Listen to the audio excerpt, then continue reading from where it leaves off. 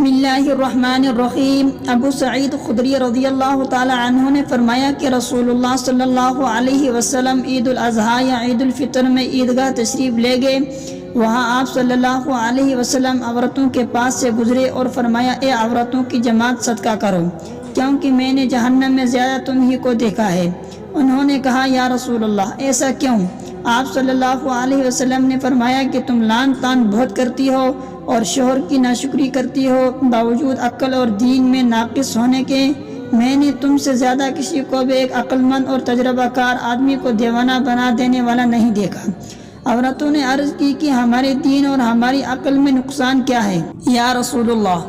آپ صلی اللہ علیہ وسلم نے فرمایا کہ کیا عورت کی گواہی مرد کی گواہی سے نصف نہیں ہے؟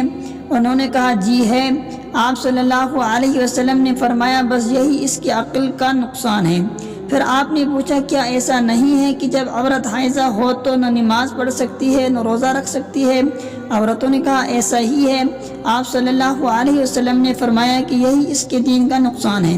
حضرت حفصہ رضی اللہ تعالی عنہ سے یہ روایت نقل کی گئی ہے، وہ فرماتی ہیں، ہمیں کسی میت پر 3 دن سے زیادہ سوگ کرنے سے منع کیا جاتا تھا، لیکن شوہر کی موت پر 4 مہینے 10 دن کے سوگ کا حکم تھا۔ ان دنوں میں ہم نہ سرما لگاتی نہ خوشبو، اور عصب یمن کی بنی ہوئی ایک چادر جو رنگین بھی ہوتی تھی کے علاوہ کوئی رنگین کپڑا ہم استعمال نہیں کرتی تھی، اور ہمیں عدت کے دنوں میں حیض کے غسل کے بعد کشت اظفار استعمال کرنے کی اجازت تھی، اور ہمیں جنازے کے پیچھے چلنے سے منع کیا جاتا تھا۔